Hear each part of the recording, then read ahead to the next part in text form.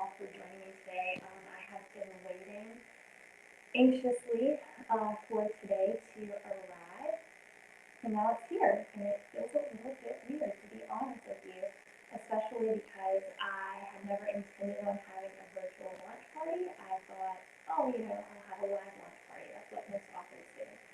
But with COVID, obviously, can't really do that. So thank you all for joining me today.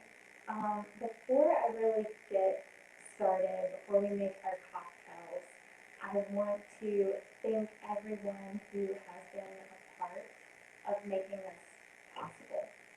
And so first I want to start with my editors. So I'll keep it really short, so I promise I won't bore you. But Stephen and Sarah were my editors from New York and London. They did a fantastic job to make sure that this is a high quality book for you. Granted, we did find a little minor errors here and there which have been corrected.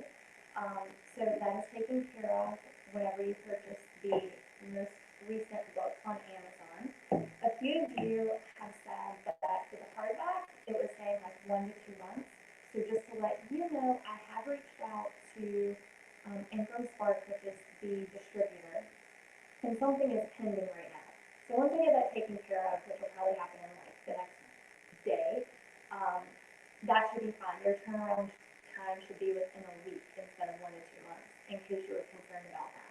If you don't want to wait, if you don't want to take a chance, the paperback version is available for a turnaround time of just a few days. So I will leave that option up to you. But a few more things before we get started. So I want to thank my mentors, who are also beta readers, Dr. Henry D. Phillips and Brian Montower. They have been with me far before this book was even a thought. So I really want to thank them for what they've done. Also my other beta readers. So Keith Ludeman, Blair Prentice, who is also going to be the moderator for the upcoming book tour. Daryl Davis, Teresa Quinlan, Stacy Cassio, Sharice Walker, Seth Wheeler, and my friend Andrew Roberts. So I just want to give a shout out to all of them because thanks to them, I was able to get early feedback for the book and make it a little bit better for you guys. And then I also want to thank everyone who's going to be participating on the book tour. So hopefully you've seen the book tour. It's a fantastic lineup. Keith Ludeman is also going to be part of that. Blair Prince, again, is going to be my moderator. Leanne Hoffer is going to also be doing an activity at 4:30. Kimmy Harris, Joshua Freeman, Michael Rellin, Dr. Rebecca Heiss, Chris Elmore, and I think I got everybody. Also, I want to thank Jennifer Bately, who is also going to be doing an activity at 5:30 for you guys.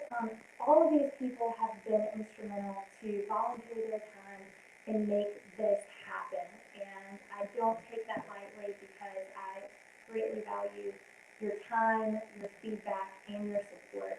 I also want to thank all of you who have been supporting me from start to finish, not just with this book, but when I launch my business. Because it takes a village. It really does. And part of that village is the support that you have going through that. So thank you so very much. All right, so who wants to get started with cocktails? I know I do. Goodness. I will probably go ahead and start with the cocktail, and then we will work into the mocktail. So if you didn't see, I actually have the ingredients that you'll need in the living and, I'm sorry, my podcast is getting too cross. In the EQ Efficiency book / game club group that has all the ingredients. So don't worry about it. If you don't have it, just find whatever drink you want, whether it's coffee, tea, cocktail, whatever it may be. Alright, so I'm going to move this to the side. I'm going to get started. Now, I don't make cocktails a lot, so this should be quite interesting. And also, I want to let you know, so let's say that you're not totally into the whole cocktail thing. So I'm going to be doing this. I'm going to also be doing, if we have extra time until 4:30 when Leanne comes on, I'm going to be doing Q&A. So if you want to stay for the Q&A, do that. If you just want to hop on at 4:30 when Leanne comes on, that's cool too. So this is going to run on and off. There's the schedule also posted in the page. You can join whenever you want, come and go as you please, all right? So here we go. All right, so I hope that I know what I'm doing. I wrote the directions down, actually, I have it on the laptop here. Okay, so I decided to make a really cool, not really a custom cocktail, but the color scheme goes so well with the EQ deficiency. So it's a blue cocktail. So it says to start with 4 parts gin. Now, that sounds like a lot to me. So I'm gonna just kind of like probably do 3 parts because I don't want to have that much alcohol in my system. So I'm gonna do 1. I'm gonna do 2. I'm gonna do 2 parts. We're gonna cut this a little bit. All right. So I'm gonna do 2 parts gin. That is not good there. All right, and then 1 part blue curacao. So since I did 2 parts, I'm probably not gonna do that much. All right, let's see here. But I love the fact that this drink matches the color of the book. That's what I was going for. All right, and then 1 dash. I don't know what a dash is, but 1 dash of dried vermouth. So I'm gonna do like a half a pour. Hopefully that's good enough. All right. I think this really is. Super simple cocktail. I am not Rachel Brand, so I don't get too fancy with it. She's amazing though. All right, so here's your base. See that? It's such a pretty blue. All right, but now we want to make it look like this. Okay, so that's what I have in mind, is adding the cherry on top. So it'll be very similar to the heart. It represents the heart in the book.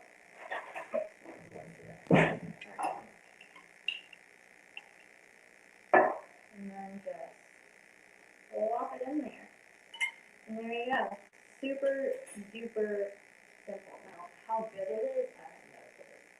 But it does kind of look like the little heart in the book. So here is your, technically it's a Bombay Sapphire, really, if you think about it, like all the ingredients in it.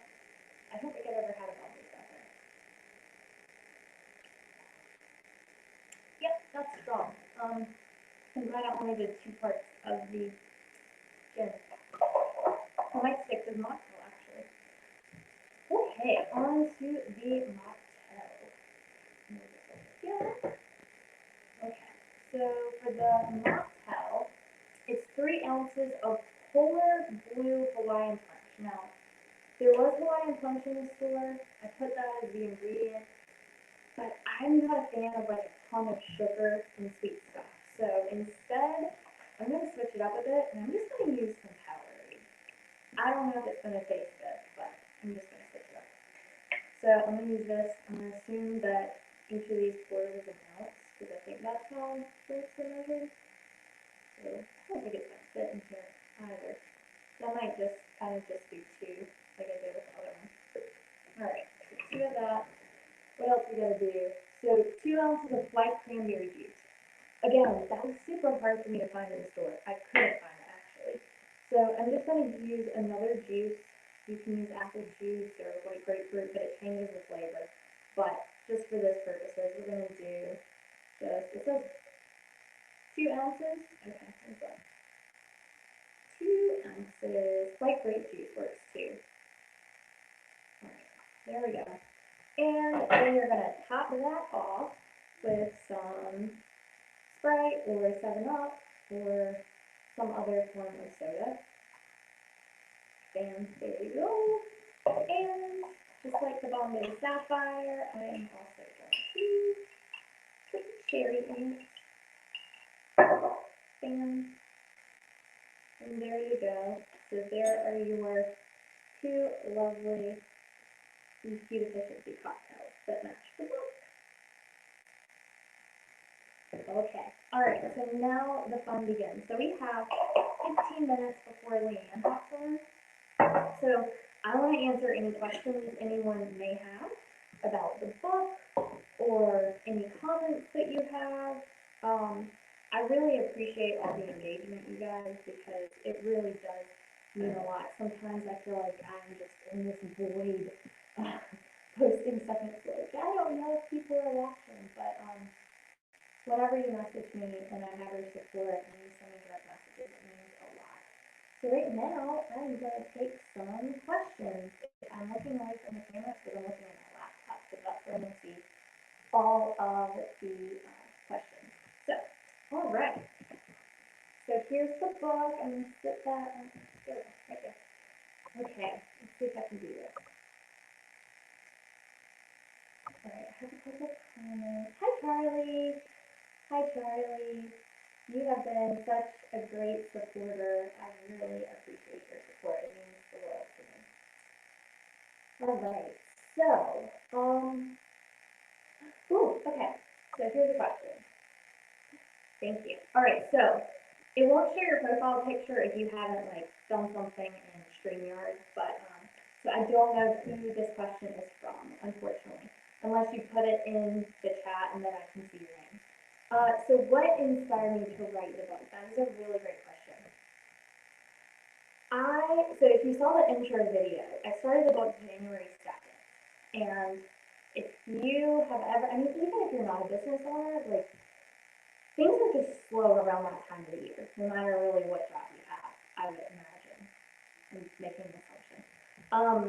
But yeah, things are really slow. I didn't have any speaking engagements until the next week, and I just got back with my husband from our honeymoon. We took a delayed honeymoon. We got married in May, and we took our honeymoon in December. So when we got back, then it was Christmas right around the corner, and to be quite honest with you, I was bored out of my mind. And I had been wanting to write a book for a while, but I never really thought I had the time to do it. So I'm sitting on the couch with my husband, and I looked at him and I was like, I'm bored. You know what? I think I'm going to write a book. I think I'm going to write this book that I've been thinking about for a while.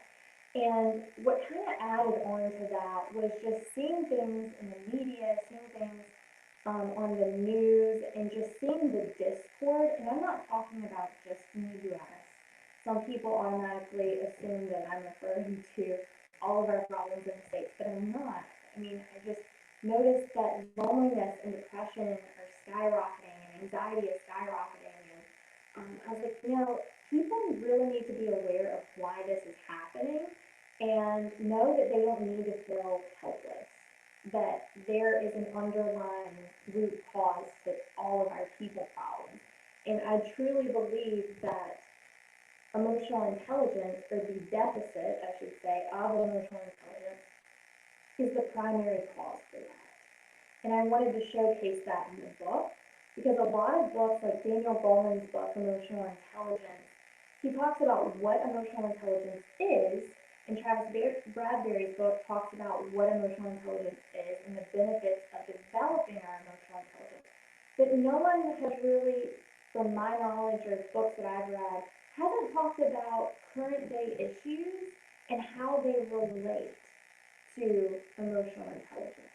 So that's why I wanted my book to be a little bit different and talk about the process of going through that, because I didn't know anything about emotional intelligence a few years ago. I kind of was working on it, but I didn't know what it was called. And I was able to, so I was on anxiety medicine at 15, and I started having severe panic attacks when I was 23. And through adopting this skill set that is emotional intelligence, I was able to get off my anxiety medicine, stop having panic attacks, and feel like I actually had some sort of control of my life. Because we may not be able to control our situations, but we can always control how we react. And when we start to realize that we have more control over that than we think, it's such a liberating feeling. And by developing our emotional intelligence, we can also increase our performance. We become more valuable in the workforce. Our relationships with our spouse, our children, our friends, our peers are stronger. So there's so many benefits. So that is a really long-winded answer to your question, what inspired me to write the book, but that is what inspired me. All right. Sorry, I'm reading through some of these things. Okay. Oh, thank you, Jennifer. I see that was you now.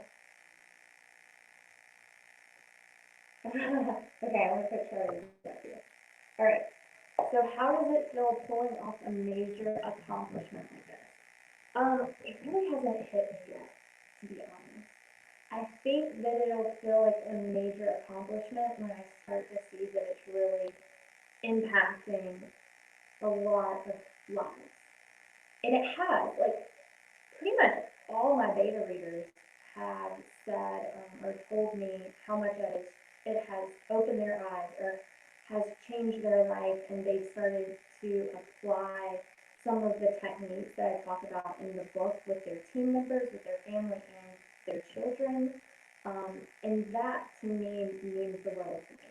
So once this is out to the masses, which it is starting today, and I start to get the feedback from it, then it'll kind of sink in. But right now it hasn't really sunk in yet. It just feels just like another task that I can check off of the bucket. So, yeah.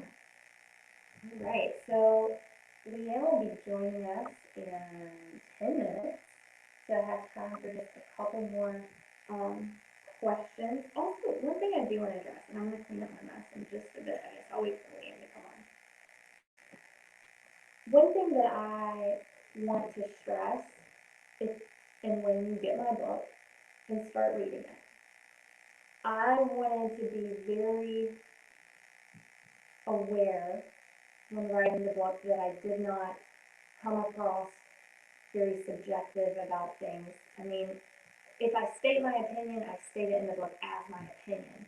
But I tried to stay pretty even killed with not choosing one side or the other over a situation.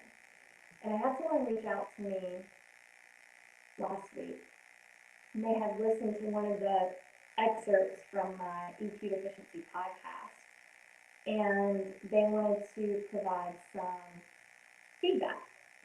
And they said, well, I was listening to it, and it kind of came off like you were attacking one political side over the other. And I don't talk about politics in the book in regards to one side or the other. I talk about leadership.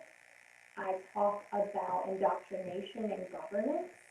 But when I talk about these things, I am talking about them from a holistic perspective, from a global perspective. So if you start to read the book and you feel like I'm going to one side of an argument, ask yourself, what about that statement in the book makes you feel that way? So for example, the excerpt that she heard was something along the lines of, I think it was in, actually I'll find it. It was in chapter,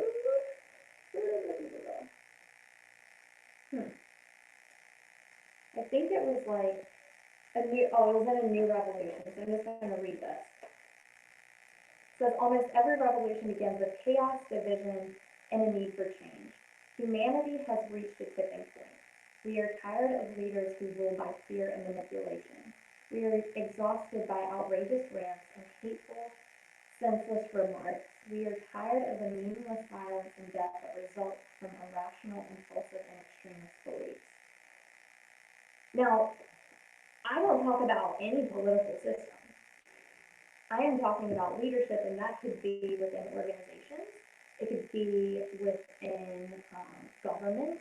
It could be within school systems. It doesn't matter.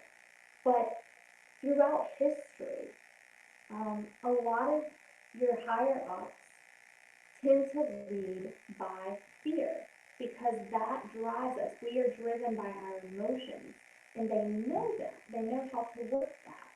So when she heard that, she assumed that I was talking about the current administration.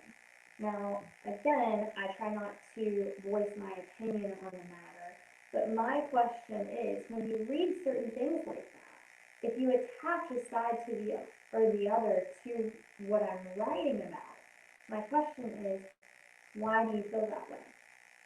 Because if I'm just listing behaviors, then does that not mean that you associate those behaviors with a particular group or ideology? So just something to think about. Because this book is not meant to be political or have any stance like that. It is meant to be very neutral. apply on both sides of the fence, but it is not a political book by any means. So I just wanted to throw that out there. All right. Got 6 more minutes. Thank you guys so much for joining. I've never tried this mocktail before. I like the mocktail much better. Okay.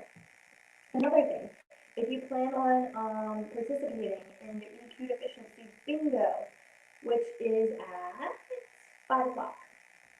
If you want to participate in that, you have to get your bingo card, and that is through the EQ Deficiency /fan club group. Click on that link, it'll provide you with a custom card, and then you will use that for the bingo. It's going to be kind of like a mix of things, so I don't know how long it's going to take for people to get bingo. I didn't really plan that out or think about it. But some of the things, like for example, self-awareness or self-regulation, instead of just calling out self-awareness or self-regulation, I'm going to give you the definition, and then you're going to have to kind of know, like, am I talking about this or that? So it's going to be a little bit of trivia too for you, and just knowing a little bit, a very high level of emotional intelligence. So nothing too crazy or intense. So super excited to do that with you guys. And I believe I have time for one more question before Leanne jumps on here. So fire away if you have any. Also, I cannot see who is viewing right now. I don't think I can. No, I cannot see. So if you want to say hi and let me know who is viewing, that would be awesome, because I really appreciate your support through this. I am super excited. I'm super pumped. Alright, so don't be shy. Just put your name in the chat. Send me a wave or something, because this is through StreamYard, so I can't see anything in the Facebook. I don't like awkward silence. I never have awkward silence. Alright. Okay, Hey Allison, how are you? So I'm going to talk about Mary Allison. First off, she has an amazing podcast, and she invited me to be on the show, what's it called, podcast? Please tell me I'm not getting the title of that wrong. Now I feel bad. I think it's What's It Called podcast, right? Yeah, okay. What's It Called podcast. That just flew out of my mouth, and then I was like, ooh, I hope that's right. So check her podcast out. It's Work It Girl Podcast. And Mary Alice and I connected, and come to find out we're sorority sisters. So, fun fact. That's always fun whenever you don't realize that you're sisters with someone and then you're in their podcast. Also, I want to thank Jordan Cannon, because she is our local Charlotte chapter president for Alpha Chi Omega. And when we talk about real strong women, which is kind of the motto of Alpha Chi Omega, I have never met someone, and there's a ton of great sisters. I don't want to undervalue any of my sorority sisters at all, because they're great. But Jordan Cannon is a fantastic leader, and she is there for her sisters, and not just her sisters, but everybody. She has been supporting me again from day one, and I'll never forget the day or a couple days after I started the book, we had a get together for some of the sisters in the Charlotte chapter, and she was like, tell everybody about the book you're starting. I'm like, I just started it.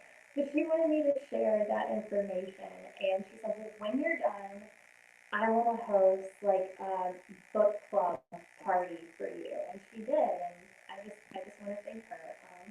Because again, I do not undervalue any of you guys.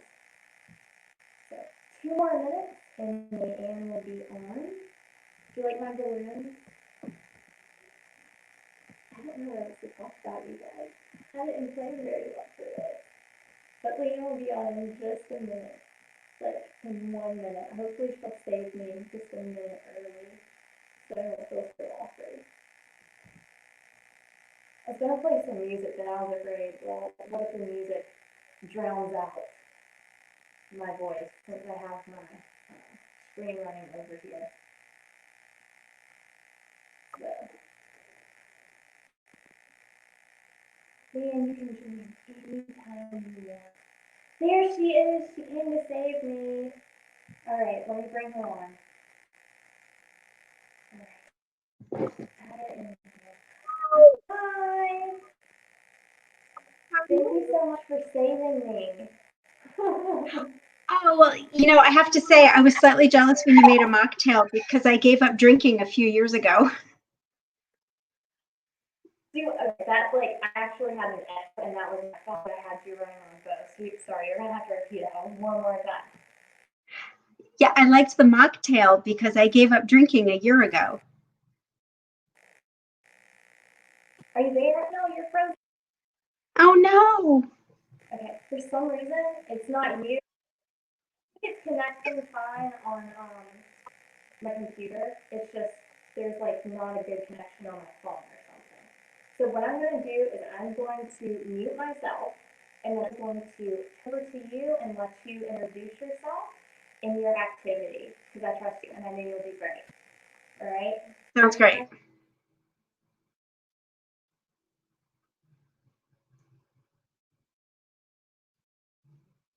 Okay, can you hear me?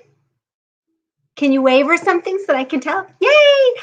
Okay, so thank you so much for having me. I think this book is going to be amazing. I think this is going to be a go-to for a lot of people. And I think you're going to change some lives. So I'm super excited to be here and very honored to be a part of the launch party. Thanks for having me. My name is Leanne Hofer, and I live here in Charlotte, North Carolina, and I'm a business owner. I'm also a mom, a wife, and just a normal woman, just like a lot of us out there. And I have a story. I have a couple of stories. And I would challenge you to stick around for the actual book tour where I'll be sharing a really big story. But today I'm going to share a little story with you, just a little teaser. I hope that you find some value from being here today. That's my goal. So feel free to post some comments for Brittany to be able to read these and be able to share with us. So today I'm going to talk about our words because our words matter. It's amazing how much our words matter. Like, we don't even think about it. How many times have you gone through the day and just not even thought about what you said? You just went through the day. And then afterwards, you kind of ran through what had happened and what you had said in a conversation, and you thought about the way that you said something or the way you interacted with somebody. And how did you feel? Our words matter. There was a guy named Dr. Emoto. His last name is spelled Emoto.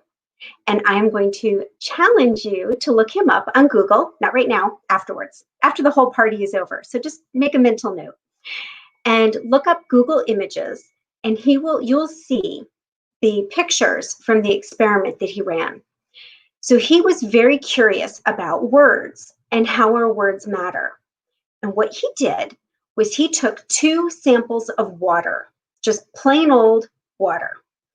And the first sample, he said to it, "I love you." And the second sample, he said, "I hate you." Then he took those samples of water and froze them. Afterwards, he took some crystals off of each sample. When he looked at the sample that he said, "I hate you," what was interesting was the crystals didn't even look like ice crystals. They looked like asymmetrical, weird, not even ice crystals. But then when he looked at the "I love you" crystals, they looked like perfect snowflakes. So it's amazing how our words matter. Think about it. Our bodies are 60% water.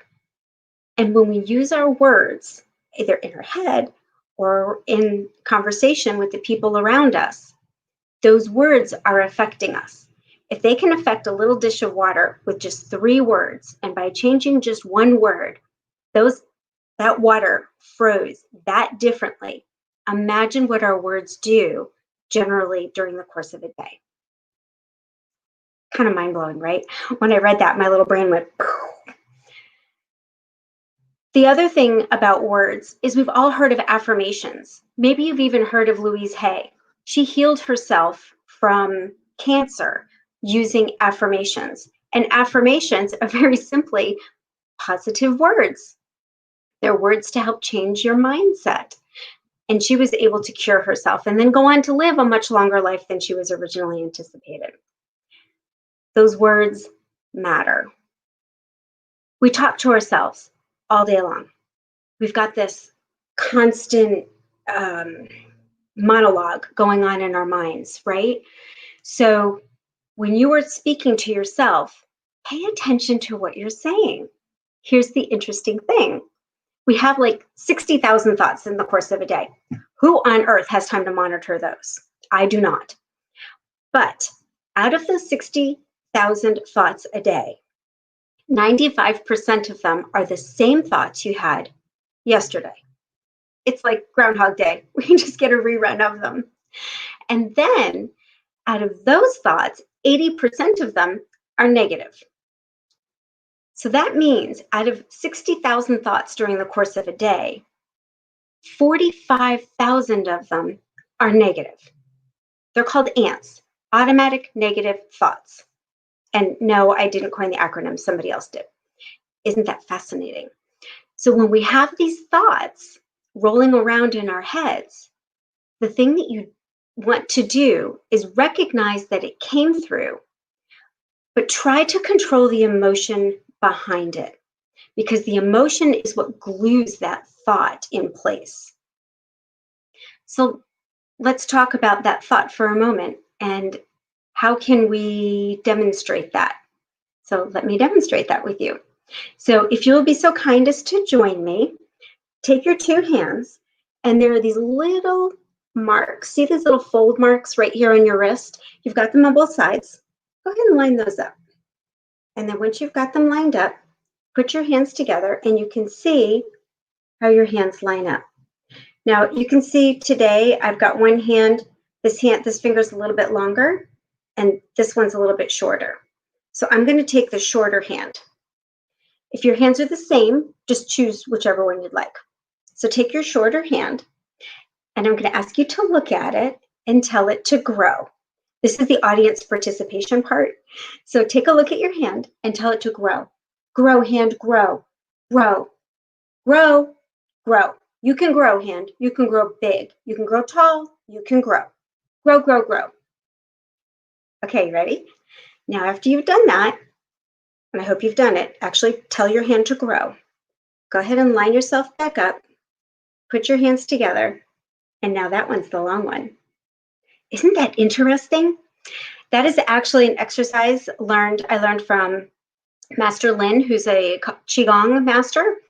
And it was also in an article. It was demonstrated a little bit differently, but the same article called Quantum Entrainment. And it's all about having focused awareness. But here's the thing. Our words made the hand grow. So think about it. If our words can heal cancer, and our words can make our hand grow, and our words can change the way water even freezes and looks like. So imagine what it's doing when it's not frozen. Our words matter. They're really important. When I was a little girl, this is kind of a kid story here. So when I was a little girl, I think I was about 4. I remember that my mom would take me running errands with her. And on this particular day, I even got to wear my big girl shoes when I was on the errand. Have you ever worn big girl shoes? You know, they're the patent leather shoes that make noises that go clickety-clack when you walk. Well, as a 4-year-old girl in the 70s, that was a big deal. That was like super cool. I felt like I had, arrived. So this particular day, I'm wearing my big girl shoes. We're running errands, and it's getting into lunchtime. So my mom, in her infinite wisdom, decides that we're going to go out to lunch. So where do you take a 4-year-old girl to lunch? Any guesses? And it's not McDonald's. It was the local diner. We went to the local diner where we had the same people that worked there during the day, and they always took good care of us, and they were always happy and joyful, and they just made you feel special. And they had tile floors, which meant my shoes got to make clickety clack. So we get there, and they're super friendly. They take us over to the second reason why it's my favorite place, a 2-seater booth, which means at the age of 4, I get to sit across from my mom. So I'm sitting there feeling pretty good, and my mom's sitting across from me, and the waitress drops off the menu, and she takes our drink order. And just like my mom, I looked at every page of that menu. I examined every picture. Of course, I knew what I was ordering beforehand because we went there all the time, but I still looked at every single picture, just like my mom. And then when my mom was done looking, she took the menu and moved it over to the side of the table. Well, I did the same thing. I moved it over to the side of the table. And the waitress came over. She's got a little spring in her step. She's got her Keds on. She's snapping her gum. She's got a twinkle in her eye, a big grin in her face. She takes my order, and she turns around and looks at my mom, and my mom pulls one of these. I want a hamburger, and I want it well done. Not partially cooked, well done. And I want a glass of milk with that. And I remember at that age of 4, now I don't know that these are my exact thoughts, but I remember thinking, I don't want to be like that. That didn't feel very good. And then when the waitress walked away, the waitress that had come over with a spring in her step, a sparkle in her eye, and snapping the gum, turned around and walked away with no spring in her step. Her shoulders were slumped over. And I knew in that moment, I did not want to be like my mother. I was going to be a little bit different. So a big part of your words is owning it. Own your words. Own the words that you give, because those words create feelings, and the feelings are important. So here I am sitting there having this thought, and it really shaped the rest of my life. I have another story to tell you about that, and I'll be sharing that in October. So stick around for the actual book tour, because that's when I'm going to drop that story, and you definitely want to be tuned in for that one. But back to the story of my mom. So I knew that I didn't want to be like that. So what are the steps that I took to be able to be aware of how my words made other people feel? Well, if you've ever heard of Byron Katie, she does a great job of explaining and breaking it down. She has 4 questions. The first question is that true? So if something happens, say, I don't know, say you have a project that's due and you're running late on time, and you say to yourself, I'll never get this project done on time. Well, the question is that true? Well, maybe. So go to the next question. Is it absolutely true? Well, actually, every time I've had a project, I've gotten it done. It's either been good or great, but I've always gotten it done on time. And then the next thing is, who would I be if that was not a statement, a true statement? So who would I be if I didn't even have it? Well, I feel a lot freer, and I wouldn't have all this stress. And then lastly, what's the turnaround statement so you can get there? Well, I always finish my projects on time, so I'm good. I can get this project done. And then immediately you have now made that project a lot less stressful, and it's a lot easier to get through, all by changing your words. So your words are incredibly important. There's a story about the Cherokee Indian, and he's a grandfather, and he's sitting around the fire with his grandson. And he says to his grandson, we've got this battle that goes on inside of us. And, it's two wolves and they're always fighting. And the grandson thinks about this. And he looks up at the grandfather and he says, well, which wolf wins? And the grandfather says, the one you feed. So feed the thoughts that really keep you going. Feed the thoughts that make you feel great. Feed the thoughts that give you energy. Feed the thoughts that let you go out in the world and do some fantastic things. And when you have a negative thought, have 3 positive thoughts to offset it. Now that sounds like a lot, but here we go. You ready? Everybody's zoomed out, right? We're all just fried on Zoom. Nobody wants another Zoom call. So the next time you get on a Zoom call and you're thinking, oh my God, I gotta get this call again, and so-and-so is just gonna draw on, and Joe's just gonna take over. Instead of going there, change your thoughts. So when you get on, whoever's on first, maybe you notice that they did their hair a little differently. And boy, doesn't that really accentuate their eyes? Or maybe somebody has a different color on today.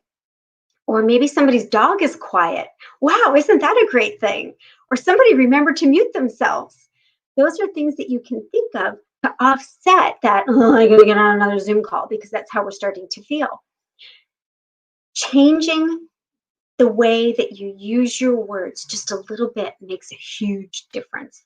And being aware is the first step. So notice when you do it.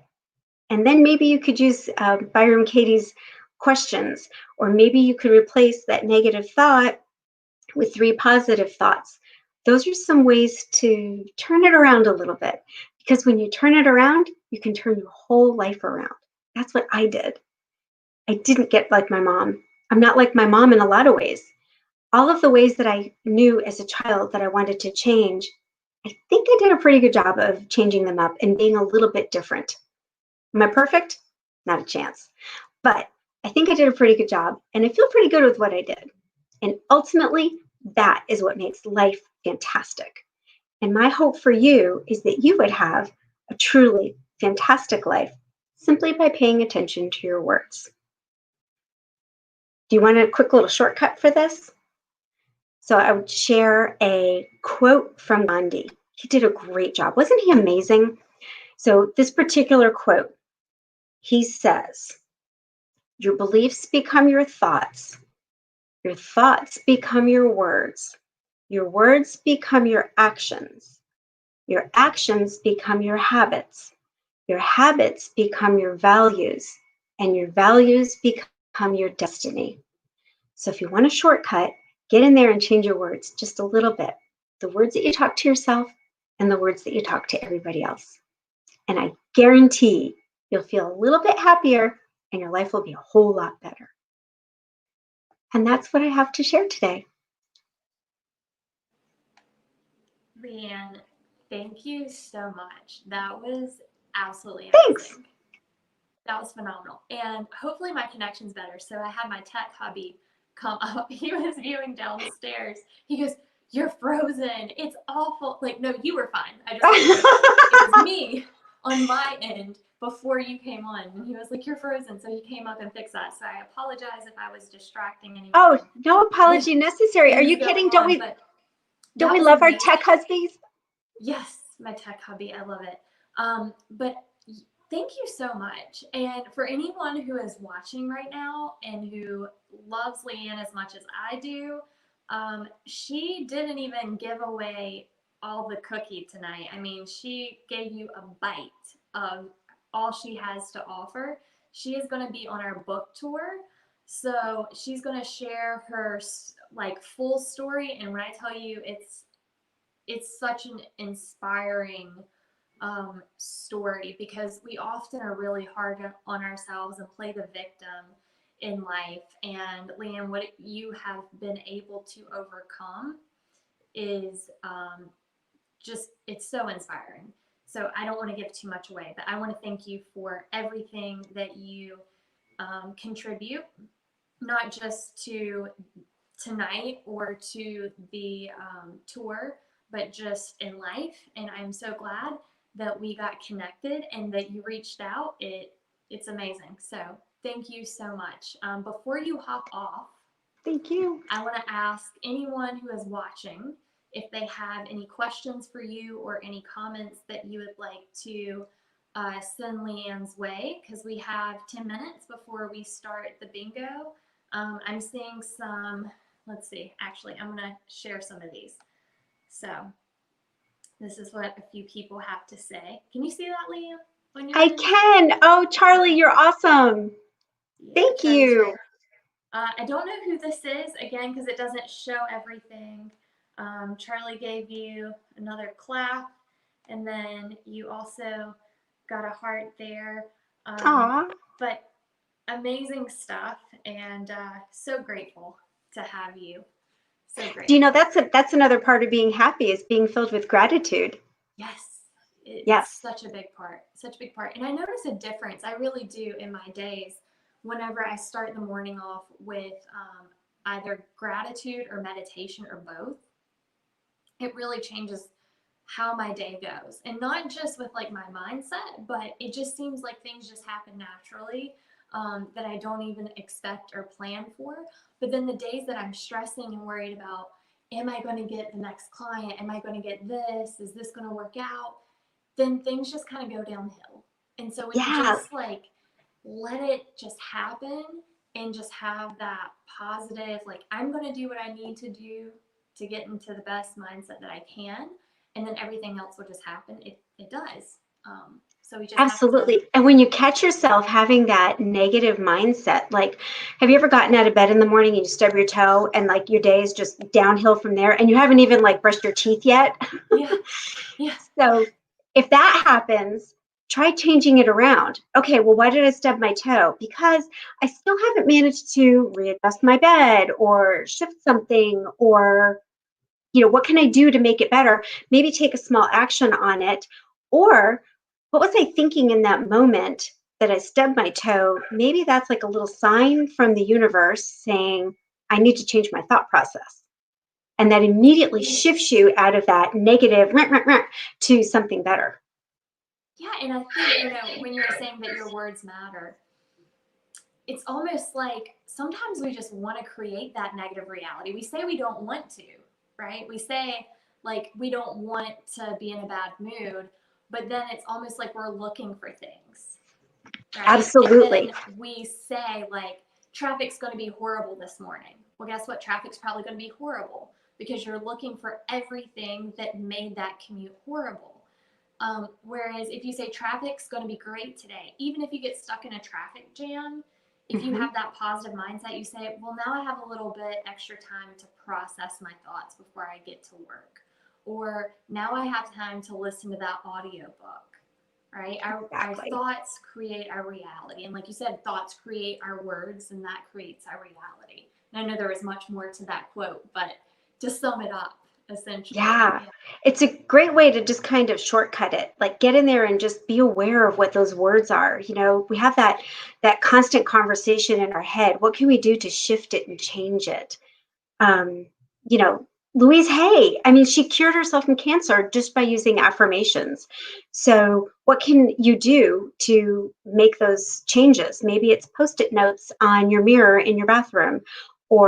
And have you ever done that? Have you ever put like a little post-it note in like your husband's pocket before he travels for business? I mean, No, every time but I he do has that, done that for me, actually. and how did Yeah, that make you feel? it was great. I didn't see it until I didn't see it until I was on my way back from traveling. But when I saw it, it did, like, it made me really happy. Uh, but yeah, that's so true. And some people, going back to the person that cured themselves of cancer, some people say, well, that was just luck. And the thing is, people don't realize when you have a thought, that creates this chemical hormone release in your brain, neurotransmitters, Hmm. right? And Yep, those release into your system, and they can wreak havoc at a cellular level. And there's a lot of science behind that, just like the placebo effect, right? exactly. So the placebo Exactly. effect, people are told that they have either had a surgery, so all they do is make an incision, but they don't do the surgery, right? Or they've been given a pill that has, they've been told it's going to cure something, but it's just a sugar pill. But then they have, I think it's like 73% results from a placebo effect that they have from the actual. Because we have this amazing pharmacy in our head that they've tapped into, and that pharmacy is delivering all these amazing chemicals that we are already designed with for whatever we need. So once you tap into that, it's amazing. And you have to truly believe in it. And that's where the subconscious is so powerful, because 95% of our processing is at a subconscious level. So even if we have those affirmations, let's say somebody walks away from this discussion today and they have an illness and they start to say things like positive affirmations, but if they truly don't believe that, then they're not going to have the results. And that's why the placebo effect is so effective, is because people truly believe that they have had the surgery or they have been given that pill that's going to cure them. So we absolutely have to truly believe it, like at its core, or it will not work. So there's a lot of research behind that, which I don't know if I really talk about it too much in the book, unfortunately. Who is someone, and his name is like completely, I'm blanking on it. He wrote the book Evolve Your Brain. Oh gosh. And I talk about him all. Joe Dispenza. Oh, yeah. Dr. Joe Dispenza. Yeah. So since we have 5 minutes, if anybody doesn't know of Dr. Joe Dispenza, so he was in just YouTube him. He's amazing. Yeah, he was in a bike/car accident. So he was on a bike and he got hit. I don't know if it was from behind or head on, but it threw him off his bike. It completely like broke his spine, and he was told that he would never walk again, and that they wanted to do surgery because, he was paralyzed, right? But then they said, even if we do the surgery, you could have chronic pain for the rest of your life. So he decides not to do the surgery. And through constant, like deep meditation and affirmations and positive thinking and visualization, where he visualized things healing, he is like, you would never know that he was in that accident. And things like that doctors can't explain, but it's really powerful. And for the longest time, I'm not gonna lie, like I thought that was just absolutely absurd. But then when you start looking at the science and the research behind it, and look at MRI scans, and look at saliva tests where they can measure the chemicals in your saliva, like it's not a joke. Like it's not this woo-woo thing that I used to think it was. So it's pretty powerful stuff. I think we're finding science starting to back up a lot of that woo-woo stuff that was out there. For sure. We're seeing more and more of that. Awesome. Yeah. So when we change, well, what's interesting is when we change our words, we do change our mindset, and our mindset is just our internal attitude. So once you change that internal attitude, it's easier to, and it was interesting because I was talking about mindsets, and I was like, well, what really is a mindset? Like, we've used that word so much. What does it really mean? And when I went in and did some research, the definition that really resonated with me was just that internal attitude. And I was like, yeah, I've got a tude. I've got an attitude. But it's those words can change it. Like we were talking about, it doesn't matter if you've been in a major accident or if you're just having kind of a crummy day getting stuck in traffic. It's how you look at it. How do you choose to look at it? What's the lens you're going to put up today? There's nothing wrong with having a rosy lens. And it doesn't mean that you're effervescent and happy and like, woohoo, all day long. It just means that when the chair does get pulled out from underneath you, you're able to get up a little bit easier and you don't get all banged up in the process. I mean, yeah, you get a little shook up, but it's easier to get yourself back together. Yeah, you're more resilient for sure. Definitely. Yeah. And I do talk about that a little bit in the book, how our thoughts create our reality and the mechanics of the mind. And I do pull from the science in the book as well. So I really hope that people can, I mean, you gave so many great nuggets. So I can't imagine that anyone who just viewed your talk doesn't have something positive to take away from that. But again, I want to stress, if you're just now joining, Leanne will be on the book tour. So I believe you're scheduled. I know you're with Kimmy Harris, and I believe you Yes. guys are scheduled on the 27th. Is that right? I I should don't know know. this. I don't have the date in front of me. That would have been a good thing to have in front of us, wouldn't I it? think it's the 27th. I'm pretty sure. Because let's see, I It can is. do this in my. It is the 27th. It is the 27th. Okay, Yep. cool. So Leanne and Kimmy Harris will be together for the panel discussion about mindset, and they will both share their stories. And I think once you hear from both of them, I mean, gosh, amazing stuff. So And don't let the thank two you of so us get much. started on our own, because you may need to allow another hour, maybe hour and a half, 2 hours. We got going when we were talking. We kept saying we'll need to have a part A and a part B, because just the two of us on the phone just kept going. Right? I think it'd be Yeah. awesome to kind of, after the tour, because I don't want to spoil the tour, but after the tour, adding you guys to a Living and Leading with Emotional Intelligence podcast. I've never had 3 or 2 guests on it once before, but I think that'd be fun. That would be fun. Yeah, there'll have to be an Awesome. extended version. Same thing. We'll have to do 2. Because Hey, Kimmy and I I'm totally really, down for that. really get Part going. 1 and part 2. Totally down. Well, I thank you love so it. much, Leanne. It was a pleasure having you on. Oh, well, thank you for having me, and have fun with your bingo. I have my card. Thank you. Awesome. All right, here we go. You ready? All right. Bye, Leanne. Bye. Okay, you guys, so we're getting ready to start with the EQ Deficiency Bingo. What does that mean? So first off, you need to have a card. The link should be in the EQ Deficiency book / fan club group, so go ahead and get that. Thank you again, Leanne, you're awesome. All right, so here's the thing. I'm gonna call these out, and then I'm doing 2 book giveaways. Now you can choose a hardcover or a paperback, either one. If you are in the United States and win, I will sign your book and send it to you. You just have to let me know which one you choose. And then if you were overseas, I will just order it online for you and send it to you. So, okay. Hopefully everybody has their cards ready. All right, first off, hold up just a second. Okay, I don't know what to do about that. Don't fall down. Wait, no, come back. I'm bringing the techie husband up to say hello because he kind of saved the day. He says my audio's low.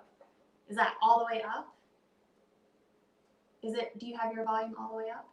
Right, she was loud, you were quiet. Okay. Well, hopefully, give me a thumbs up, you guys, if you can hear me, or if I need to talk louder, because I do have the camera kind of over here. So give me a thumbs up if you can hear me. Come on. He's so shy. So this is, oh, you gotta bend down, you're too tall. This is hubby. He hooked me up with all this stuff because my connection has been terrible. Okay, so I get 1 thumbs up. I've only got 1 thumbs up, so you guys gotta be able to hear me. All right, I'm gonna let you just pick the first one and hand it to me. Okay, sounds good.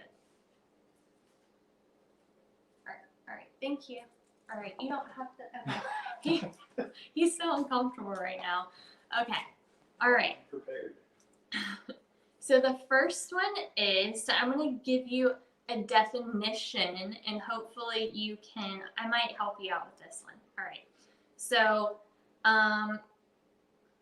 the ability to manage your own emotions. The ability to manage your own emotions. So you're going to have to find the correct word for that. I'm going to give you a freebie for this one, but see if you can figure it out yourself, and then in just a second, I'm going to show you the answer or tell you the answer. So the ability to manage your own emotions. All right, so hopefully you got it right, and that is, I don't think you can see it from that far away, but it's self-regulation. So that should be the first one, self-regulation. Now, in order to tell me when you have bingo, and please be honest, guys, I mean, this is about integrity here. So I don't know who has won. Actually, you need to screenshot your card. So take a snapshot either on your computer or your phone, and send it to me in the chat. So when you have bingo, we can confirm that. There we go. Okay, that'll work. If you don't know how to screenshot, if you have a Windows, I know it's like the little square Windows button, and then at the top it has like print screen. You can do it that way. Whatever works for you guys. If you're having trouble, let me know. All right, ready for the next one? Here we go. Projection. Projection. So when we project, that means that we are projecting our emotions onto someone else. So let's say that maybe we just told a lie. Maybe we were dishonest, okay? Then you may project that onto someone else and say, you're not being honest, you're being a liar. So that is us projecting how we're feeling or interpreting something, or our emotions onto someone else. So that is projection. All right, next one. Social awareness. I'm not doing definitions anymore. It's so much easier just to call it out and then talk about it. So the next one is social awareness. So social awareness is the ability to read a room and really pick up on other people's body language, their emotions, and whether we should bring our energy up or maybe tone it down a little bit to kind of match that energy of the people or group that is around us. So that is social awareness. All right, I'm gonna mix these up just a little bit more. Okay, here we go. Next up. Okay, so I'm not gonna just tell you this one. You gotta know this answer. What is the name of my primary business? This may be the only business that you're familiar with. What is the title of my business? I'm not giving you guys that one. You should know it.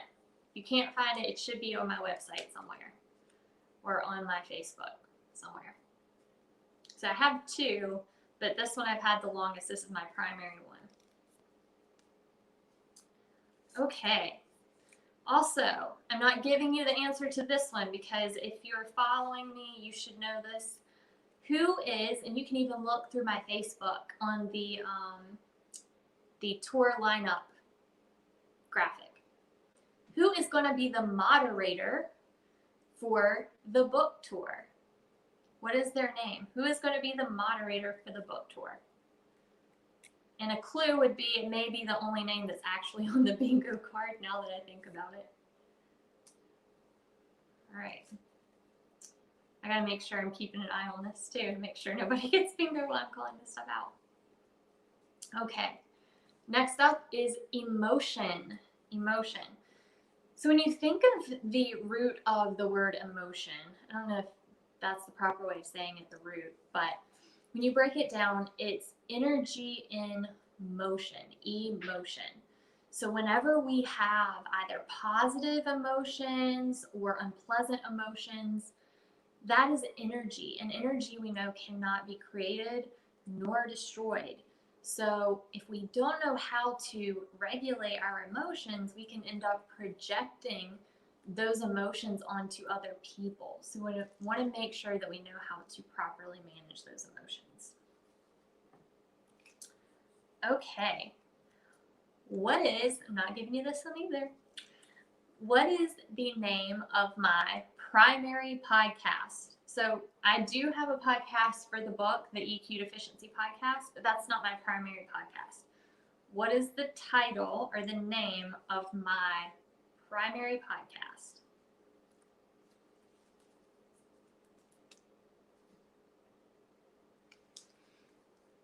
Okay. Next up, motivation. Motivation. So there's a couple types of motivation. I like to think of internal motivation is what's connected with emotional intelligence, not external motivation. So let's say that you're at a job and you want to get a higher paying salary. That could motivate you to work a little bit harder. but that's external motivation, right? Because your motive is to get a salary that is higher than what you're currently making. But internal motivation, which is what you would have or what would drive you by having emotional intelligence, is the fact that you really want to do a good job and that you want to show that you can be a great team member or a great leader. You're doing it for purposes that are not from the outside, but from the inside. So motivation is the word, but internal motivation is what you exhibit with high emotional intelligence. All right. So now this one, hold on, Charlie, I'm reading this.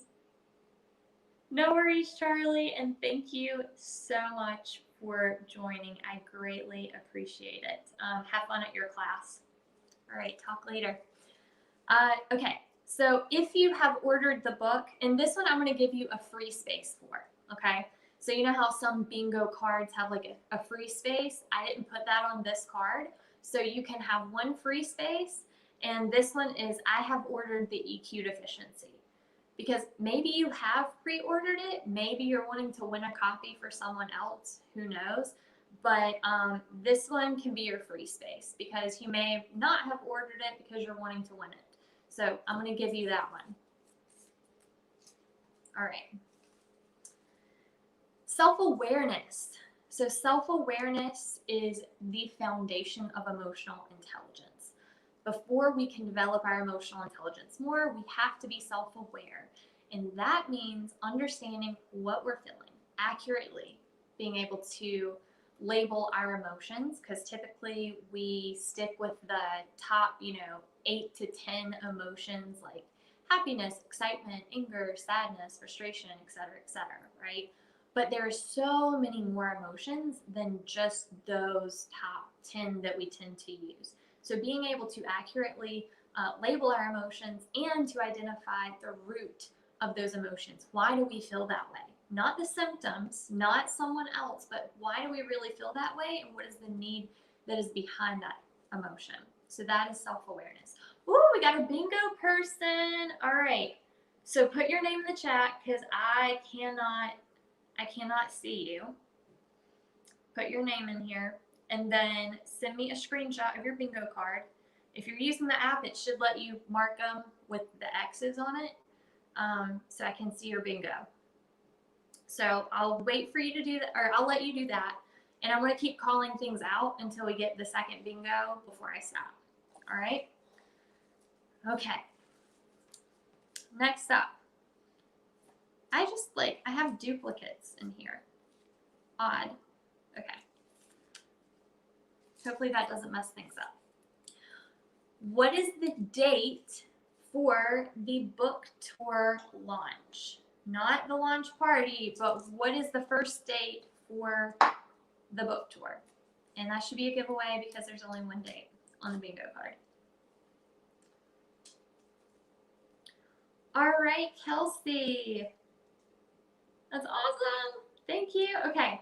Send me, direct message me your information and make sure you screenshot the bingo card so I can get that to you. All right. Next up, I am a member of the book/fan club group. So if you're not, go ahead and join on that because that's where I'm putting all the information for updates for the tour. You never know, I may do some free giveaways that only the people that are members of the group can take part in. That also includes discounts for upcoming workshops that will be around the book. So even if you buy the book, don't assume that you're not gonna get any giveaways because I may be giving away more than just the book. So make sure that you join. Okay. All right. Let's see who knows their emotional intelligence founders. Who coined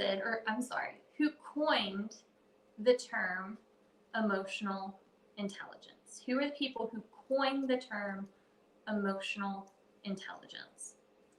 There's a keyword that I just threw in there that may give it away. It's not who a lot of people think it is either. All right. Next up is EQ deficiency.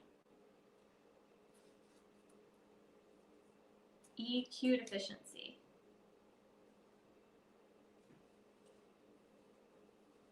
Okay, that's totally fine. And I'm assuming that, Kelsey, you're the one that put the comment about the screenshot. Yeah. As soon as you're able to do that, that's totally fine. All right, next is survival mode. Survival mode. So survival mode can prevent us from being able to think rationally. And what emotional intelligence allows us to do is to bring down that fight or flight response and kind of calm it.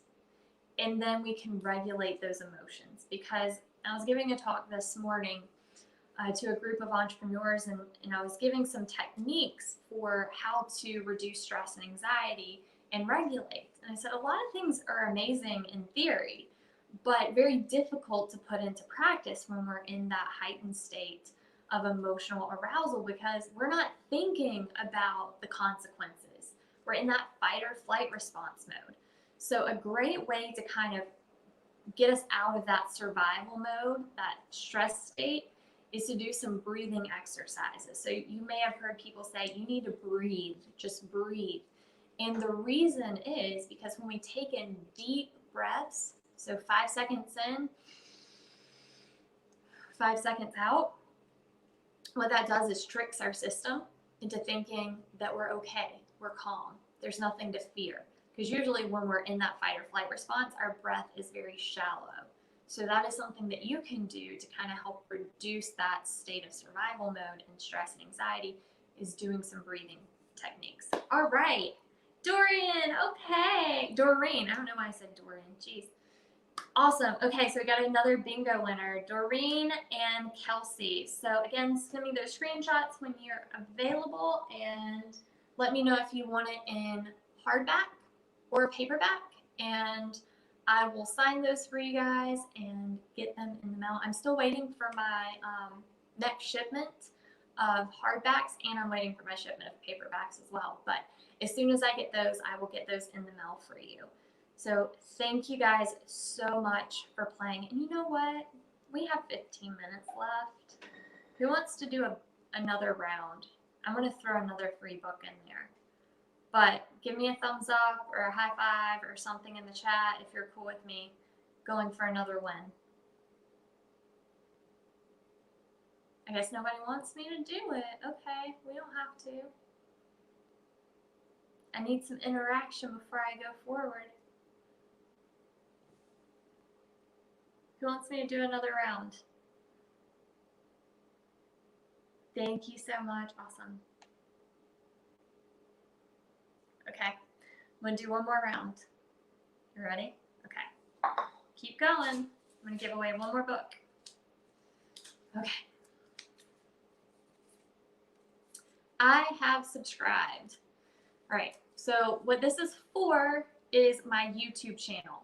So I do have a YouTube channel where I post all of my living and leading with emotional intelligence shows, as well as like I have a few others that are like Q&A with Brittney on there as well.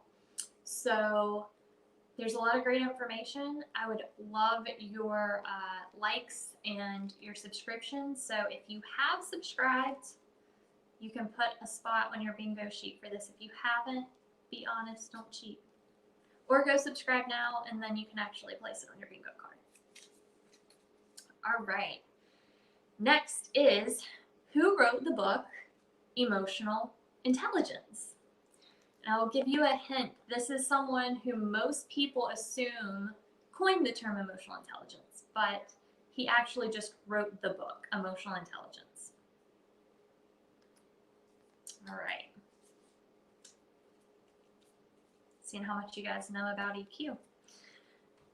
Empathy. Empathy. Now, some people get empathy and sympathy confused. So the difference is, sympathy is you feel sorry for someone. It's like, oh man, that sucks. I'm sorry. But when you empathize with someone, you actually feel the emotions. You can identify with what they're feeling. So I'm going to talk about empathy for just a second. because I often get asked, how do you develop empathy, right? Because that's part of compassion. And oftentimes, if we don't have that compassion for ourselves, it's really hard to show that for someone else. So here's how you can develop empathy. Oftentimes, I keep saying that word, I just realized that. That's like a keyword for me, oftentimes. Whenever we talk with someone and they have an experience or they're going through something and we just cannot relate to how they're feeling, or the situation, I should say that, because we can't relate to how they're feeling is what I'm getting to. But whenever they've experienced something in their lives and we just can't relate to that situation, that's okay. But what we can relate to is that feeling. So if someone has experienced trauma in their life, and maybe they're feeling anger, and maybe they're feeling resentment, and maybe they're feeling sadness and depression, those are emotions that most of us, if not all of us, have experienced. So that is where we can empathize with them. I may not know what you have experienced or what you're going through, but I do know how it feels to be angry. I do know how it feels to be resentful. I do know how it feels to be sad, excited, joyful, right? All these emotions we can relate to. So that is how to develop your empathy. Self-compassion. That's funny, I just picked this one up after I just talked about self-compassion. Self-compassion is so important because I have found personally for myself that until I showed myself compassion, I was not able to show compassion for other people. So being okay with not always having the answer and not feeling stupid, because a lot of times if we don't have the answer to certain questions, maybe we're too hard on ourselves. Maybe we feel like we're dumb. But we shouldn't feel that way. We should have compassion for ourselves and realize that we all have something to offer, and we all have things that we can learn and develop and continue to grow. And there's just some things that I'm just never going to be good at, right? And I'm okay with that. So I have that compassion for myself.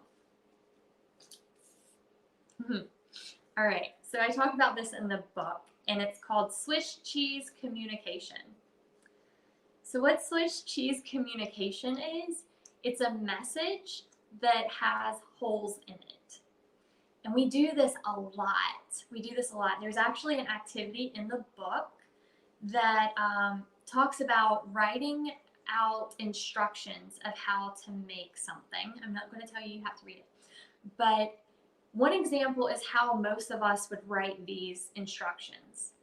And then I have other people actually try to create from those instructions. And I've done this in workshops before, and it's hilarious because people fail to do it properly. And it's something so simple, like a 4 or 5 step thing, normally what people think about. But when you really break it down and you look at their 4 or 5 steps, there's a lot of missing pieces. And what happens is we often assume that people understand and know things that they really don't know, because in our head we have this perfectly clear, crystal clear picture, and it doesn't always come out of our mouths. And if we're not clear about that, then other people are going to want to fill in those holes, right? Because we don't like any ambiguity, so we fill in the blanks. And I call that Swiss cheese communication. So we want to make sure that our communication is solid, so it reduces the chance of people misinterpreting that information. And also, we have to make sure that we're not filling in those blanks with others' communication. And one way to do that is to ask for clarification. Sum up what we've heard, and then allow them to clarify if we misinterpreted what they were saying. All right, we should be getting another bingo soon, guys. Like, I'm almost out of little thingies. Okay, how many formats of the book are currently on Amazon? This should also be fairly easy because I think there's only one number on the bingo cards. How many formats of the book are on Amazon that you can purchase? Also, just FYI, in the next I'm going to say a couple weeks, maybe 3 weeks max. I'm going to try to get an audiobook version complete. So we'll see how that goes because I'm going to be reading it. And if I'm not hoarse by like 2 days, hopefully it all goes well. But yeah, I want to have a 4th version in audiobook for everyone. Okay, next up, EQ. So EQ, also known as emotional quotient, also known as emotional intelligence. So it's short for all those. You may see emotional intelligence as EQ or EI for short. But obviously for the book, I use the EQ, deficiency. Awesome. Thank you so much. Yeah, I'm super excited about doing that. So you guys can see comments that people are posting instead of me just reading them.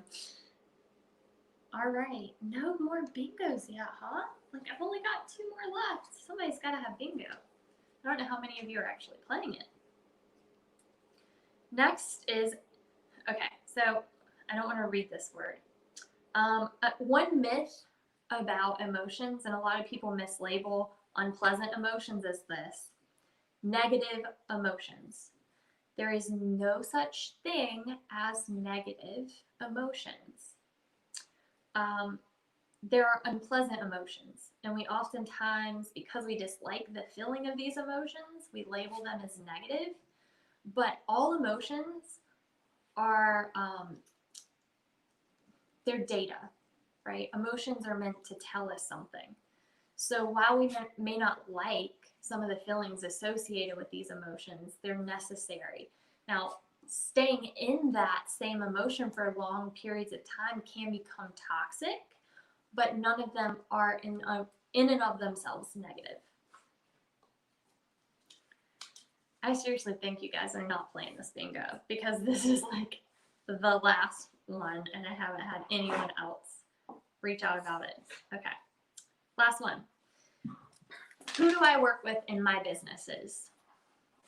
So this is combining my business Catalyst for Change and my newest business, Generation EQ, which I haven't really been promoting recently with this book launch, but who do I work with? Ah, Mary Allison, bingo. All right, lady.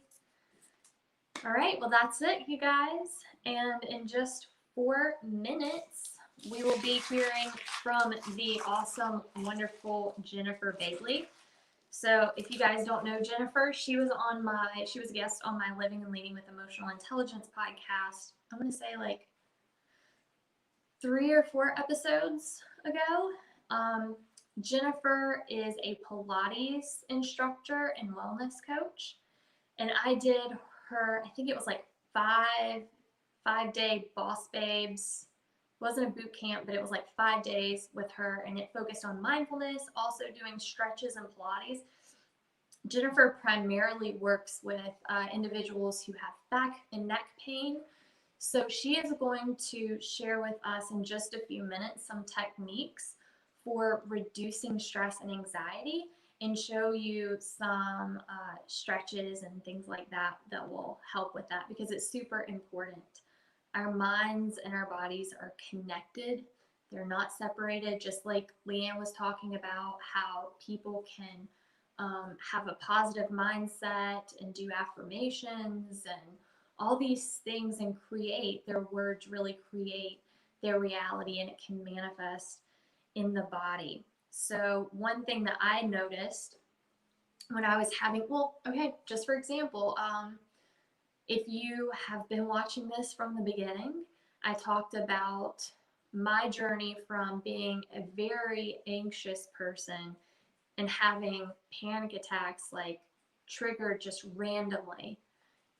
I thought I was dying. Like anyone who has experienced a panic attack knows that it really feels like you're dying. You can't breathe. For me, I would get tunnel vision. I would notice like my peripheral would start getting dark and it would just like the darkness would come in. And it was terrifying because one time it was when I was driving in uptown Charlotte and there was nowhere to pull over. And I really thought that I was dying. So all of that was because I had a lot of stress going on in my life at the time. I just got out of a relationship. I was living at girlfriends' homes. Like, I was living at some of my sorority sisters' homes. I would stay with one for a week, and then I would hop to another person's for a couple weeks. And so essentially I was living out of my car. Like, I had my belongings in my car, and I was sleeping on their couch or on a blow-up mattress. And I didn't cope with all of those emotions and stresses at the time. And so once I moved into my apartment after, my breakup, and I finally had my home back, a place to live, all of these emotions that I did not deal with came flooding in. And that's when I started having these panic attacks and severe anxiety. So if you don't address your emotions effectively, they will manifest, and that is how mine manifested. So in one more minute, Jennifer will be joining. I'm going to toss this away. And I really want to play with the helium in these balloons really bad. It's my inner child. In fact, I might do that until Jennifer pops on the screen. Why not, right?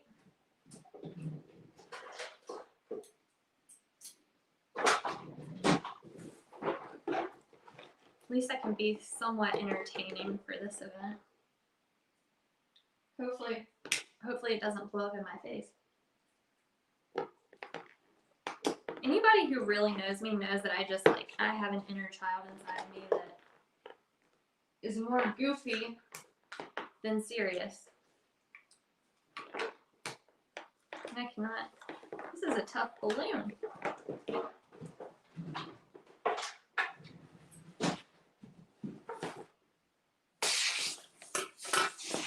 I'm losing all the helium. All right. All right, I see Jennifer. She's on now. All right, here she is, Miss Jennifer Bailey. Amazing. Hi, Jennifer. Oh my gosh, you look so pretty. Look at your hair. Music, I brushed it just for you. It's so pretty. All right, I'm letting you take the lead. I am going to make your screen big, and Okay. Awesome. it's all you. Oh, thank you so much for having me. This is so fun. I just want to say thank you, first of all, for having me on with you to celebrate your book launch. It's such an honor to be here with you, and I'm so excited for you and for everyone out there to read the EQ Deficiency. I just finished it last night. I loved it. I loved listening to Leanne talk, and while you guys were talking back and forth, I was here in my screen going, yeah, and that too. Right? So Yes. So funny, especially when you were talking about Joe Dispenza and his book, and I actually will reference some of that in a little bit. But so like Brittany said, I am a Pilates teacher and I'm an integrative health coach. I work with female entrepreneurs, CEOs, career women, removing their health struggles or physical pain as barriers to their business success. And I do work with a lot of people with chronic back and neck pain, and that just kind of happened because I lived that. So I have personal experience with that. So I just wanted to acknowledge that Brittany and I met on Facebook, and she popped into a live that I was doing in the spring when just talking about COVID and what was happening and how the closures had impacted my business.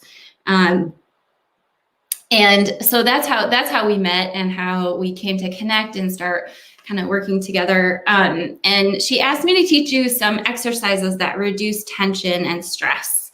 So I wanted to just share with you, and I apologize if I keep looking down. It's because I made a few bullet points and I want to forget to tell you what I want to tell you. So I want to just share with you a little bit about my story. And then we're going to chat just briefly about why reducing tension and stress matters so much. So I did suffer from chronic low back pain for 12 years. It was constant. I spent so much time and energy chasing the pain. I tried everything, or so I thought. I tried every physical intervention. I spent 14 years in my first career as a nonprofit fundraiser and was really striving for the next promotion, the next position, the next raise, closing the next big gift. And I had like set a 5-year goal for myself to become a university campaign director. And I did it in 3 years, and I was only 33 years old. And shouldn't that be like amazing? I moved 5 times in about as many years for my husband's job, and not like down the street or like to the town next door. Like I left Chicago and went to Hong Kong, and then back to Chicago, and then to Charlotte, and then to New York City, and now back in Charlotte. And that's a lot. That's like a lot of stress, right? In that move to New York City, this was something I dreamed about since I was like literally in 4th grade, like living in New York City in Manhattan, like what a dream come true. So here I am finally living my dream life, except I wasn't. Years of digestive distress, anxiety, back pain, headaches, jaw pain, chronic neck pain, chronic tension had finally caught up with me. And when I was supposed to be with my husband looking at apartments and figuring out exactly where we were going to live, I instead was choosing to chase my tooth pain at the dentist at NYU, and I passed out. I passed out in their bathroom, and my husband had to come pick me up, and I had to go back to the hotel and let him choose the apartment where we were going to live for the next 2 years. Shortly after that, I had finally been given some information about what was happening to me. And I was on the verge of more than one autoimmune diagnosis, and I was given a choice. I could take medication, but I wasn't necessarily meeting the traditional definition of Western medicine's diagnosis yet. So I could be put on preventive medication, or I could work with my health coach and come up with like a brand new lifestyle. So that's what I did. I knew that my career and my job wasn't serving me. And the day before I quit my job in New York, I actually almost threw up outside the building as I was like walking in like for the day. And I was like, okay, I guess my body's trying to tell me something. Not really sure. Okay, maybe I'll listen to that. So I quit my job. I didn't know what I was going to do, but I knew that I felt better working with my Pilates teacher and working with my health coach. So I decided that's what I was going to do. Working with somebody to help me take a holistic approach to my body and my mind and my health in general is what got me to be pain-free, to be able to have my own business, to live a really amazing life. And so that's what I do. And so a lot of what I do with my clients involves mindset work. So I think we're all here because Brittney brought us together with this EQ deficiency. And I think we can probably all agree that the mind-body connection is real. But just to acknowledge that and to say, if we pay attention to it, we can unlock a whole new way of being that is available to us. We just have to tune into it. And Brittney has in the book like a really great visual model of like awareness, right? That's like the very first thing, and it is huge. And I'm pretty sure she wrote huge in italics, like a huge step, right, towards becoming kind of the person we want to be. So if you have physical pain and it's not responding to physical intervention, then it's might be time to look at your emotional and mental well-being. This kind of tension or pain is often the result of repressed emotions in the form of stored energy. So here's where I'm going to reference my reading on Joe Dispenza. If you can suspend for your belief for just a moment that you're a human with like clothes and belongings and things, and just think of you and your body as matter. Like, I think we learn about matter in what, like grade school science or high school physics, but like you're just matter, and matter is made up of energy. So are emotions. Emotions are energy that move through our body, or they get stuck because we don't allow them to move through our body, right? We bury them, we avoid them, we ignore them, or we numb them. So this is, I find, common to people who have tried everything to get rid of their pain. And obviously I'm not qualified to like diagnose necessarily, but when I'm working with my clients, a lot of times I find like, hey, let's explore that feeling a little more, and we can kind of make some progress on a lot of things, right? So meaning people have tried everything, meaning even myself, I've lived this: physical therapy, chiropractic, acupuncture, dry needling, rolfing, yoga, gadgets that have like promised all this relief. I have so many gadgets. They're chasing their pain as a physical symptom. And what I find is that a lot of times one or both of two things are happening. Number one, we're often expecting other people to solve the problem for us.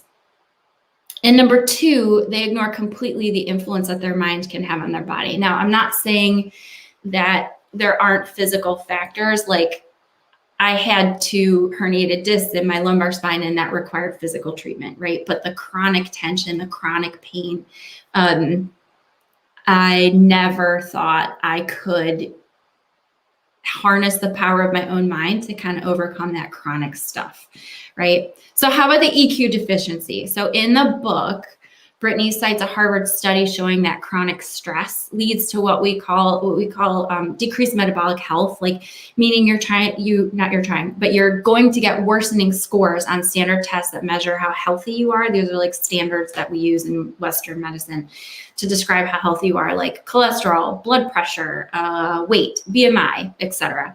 Chronic stress puts you at risk, higher risk for disease like obesity, diabetes, heart disease, cancer, and autoimmune disease. One of the biggest contributors to onset and also flare-ups of autoimmune disease is stress. It's important to note that we can't eliminate stress entirely, and Brittney does talk about that a little bit. As she points out, we need stress to keep us alive.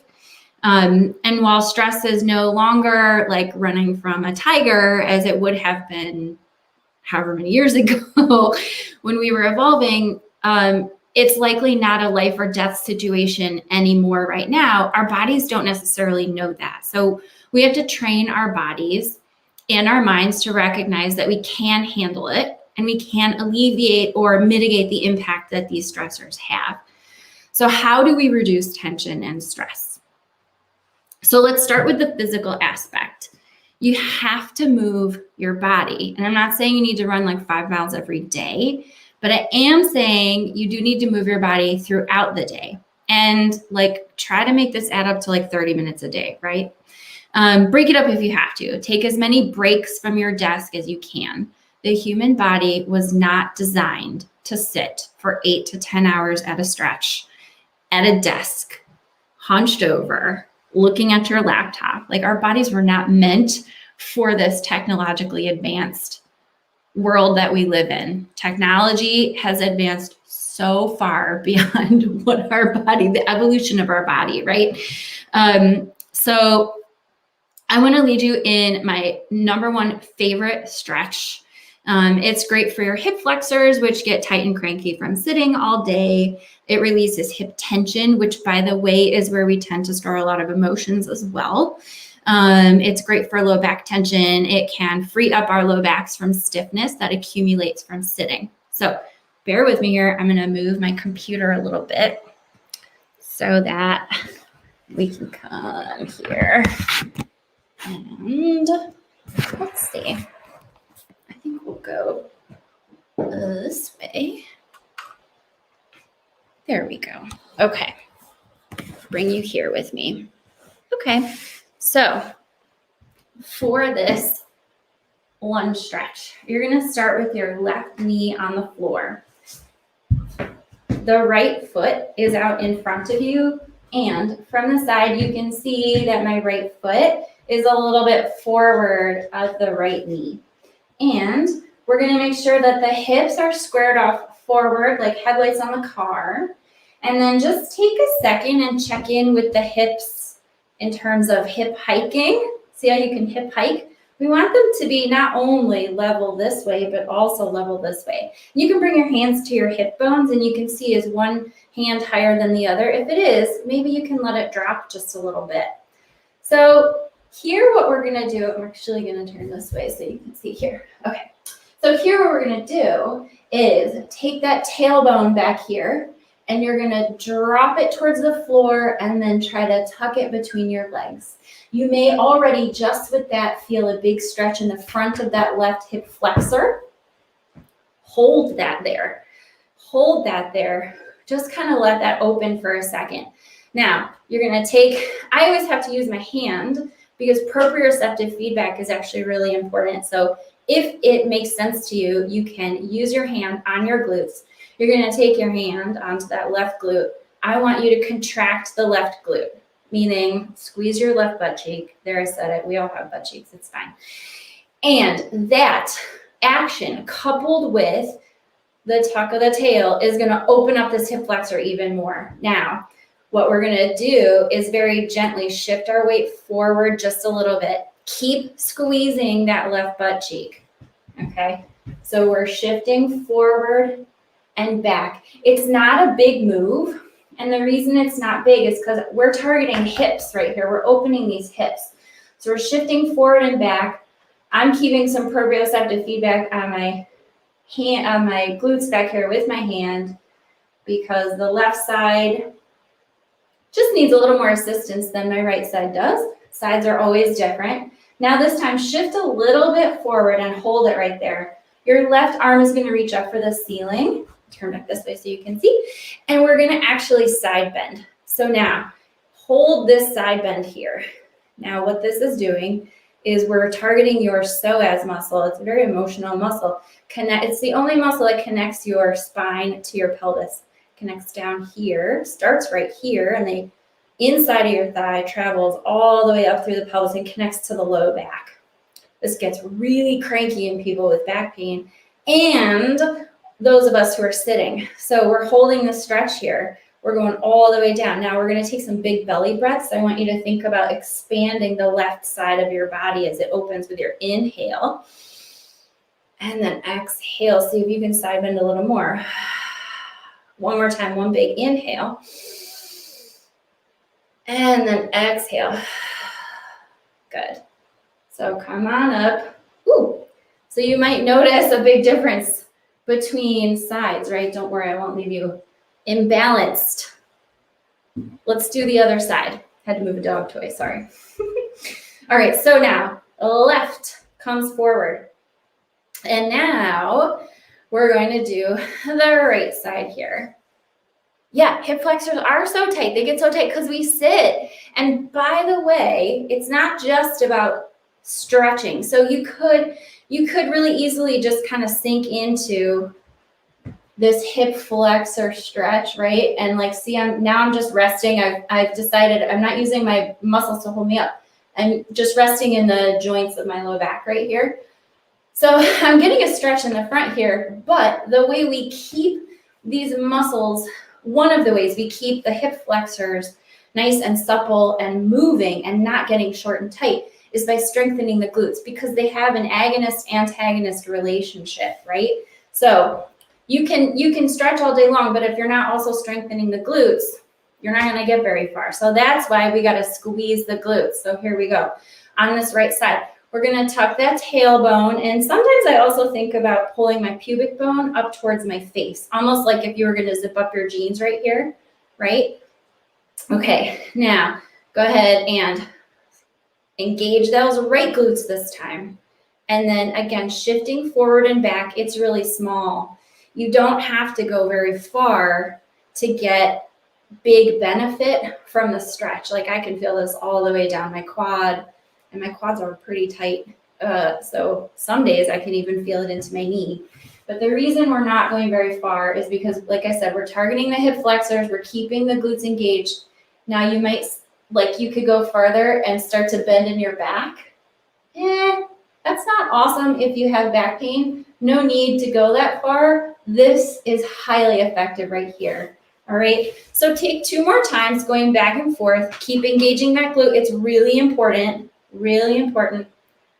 And then shift forward just a little bit, and we're gonna do the side stretch. We're gonna go for that psoas on the right. So you're gonna side bend, and then we're gonna take big inhales into the right side.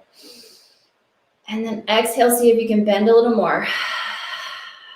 Let's do one more. Big inhale into the right. And exhale. Yes. Oh, that's so good. All right, come on up. Hopefully that was okay with your knees. I often will tell my clients to pad their knees if they need to.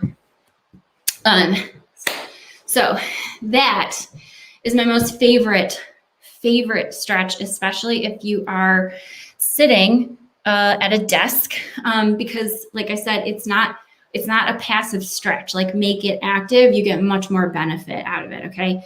So as Leanne said earlier, how you talk to your body is important.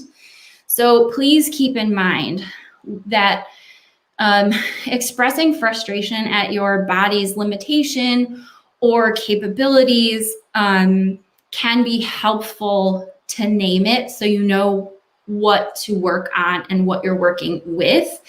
It's not always helpful to express it over and over. And I work a lot with people on trying not to name call. And I know that sounds kind of silly, but how many times have you like been in a yoga class or in the gym or just walking and you're like, oh, my leg, my stupid leg, it just won't lift that way, you know, or like, right? Like, you're frustrated and you don't really mean it. Like, your leg's not really stupid, but like Brittany was saying earlier, you know, our bodies hear that on a cellular level and they internalize that and they hold that negativity as tension. Okay, so when I'm working with my clients and they'll say something like, oh, my hips feel so tight, I'll say, interesting observation, let's work on that, right? And when they say, oh, my stupid leg just won't move that way, I say, okay, let's reframe that thought for just a second. And instead, maybe let's encourage and envision the way you want your leg to move. So if let's try this as a little exercise together. And it's a little somewhat similar to what we did earlier with Leanne. So if I'm standing here, yeah, you can see me if I stand up. Okay. So if we're standing, and you can come on, stand with me, or you can sit wherever you're comfortable. But take your left arm and say to your left arm out loud, like say it out loud with me. I can't hear you. It's okay. No one else will think you're silly. But my arm is heavy. And it feels like lead, and it just doesn't move, and it's not going anywhere, and it's so heavy, and this is difficult, right? How does that feel? Like, kind of difficult. Okay, now take that left arm and say, my arm is light and is floating like a feather, and it glides with ease. And I can see it moving with ease, and it's so lovely and it feels good. Could you tell the difference? Like, there's definitely a difference. And when I practice this with my clients, they're always like, wow. But it really, words matter, right? And so this matters in your exercise. So remember that when you're working out, when you're taking a group exercise class, whether it's in person or online, just be mindful of that inner dialogue and see if you can, put into place some of the things that Leanne and Brittany have been talking about to kind of bring it back to a positive, because your body will respond. Okay, so moving your body is so important to keeping your mind calm, keeping stress hormones regulated, keeping you feeling good, centered, and healthy, and moving your body can impact your mind, right? It goes both ways, okay? So now let's talk briefly about the mental aspect. Your mind can impact your body, just like we've been talking about, right? So for all the same reasons that we discussed, you got to pay attention to how your mind can help you relieve, reduce, and dissipate stress and tension. So a few things that are crucial for you to be able to tap into the power of your mind to impact your body. Number one, you must connect with your body. A really good way to do this is by doing a body scan, which I'll do with you in just a minute. So while it's true that the mind-body connection is waiting for you with untapped potential, it's not something you can force to turn on. And just like a little side story, about a year ago, I was in a bar class. And if you're not familiar with bar, it's a type of exercise that's like focused on ballet moves or based on ballet moves, I should say, and sometimes has Pilates foundations applied as well. And often in my experience, these rooms are kind of dimly lit. There's loud music and the teacher is instructing you through a microphone. And I was on the fence about whether I really liked this exercise method or not, because the setting really allows for you to tune out. And as such, like, I never felt like I was getting the full benefit of the workout, but my friends kept inviting me and they were new friends. And I really wanted to, like, you know, build the relationship, and we got to hang out afterwards. I liked that. I was like, yeah, okay, new friends. But this last class that I went to, and it was the last one I took, I was floored because the teacher kind of gave us some vague instruction about what position to be in, said, okay, now you're doing 20 more reps of this move, and then kept yelling over and over, make that mind-body connection, make it, connect your mind and your body. And I just was like, oh my gosh, it doesn't happen that way.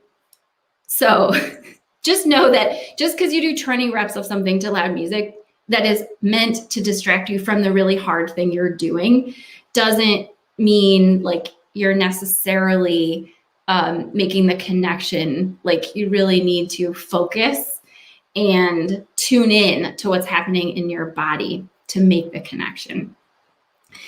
So another crucial thing is you must allow yourself to be present. And I mean, like, fully present. Like, even right now, how many devices do you have on? How many directions are you getting pulled in? So just noticing, for instance, like, you know, these, like, the watches with the notifications, like, how many notifications are you getting? Are you being interrupted? How mindful can you be? How well can you focus on something when you're getting interrupted constantly? So if you're able to really focus and give up this false idea of trying to multitask, which Brittney also talks about in the book, which is exhausting and stressful to your brain. Like, if you can give up that feeling of like, oh, I really need to be multitasking, you're going to interrupt that go, go, go mindset and give your mind and your brain a much needed break in order to rest and restore, which will give you more energy and capacity for the next task and to be successful.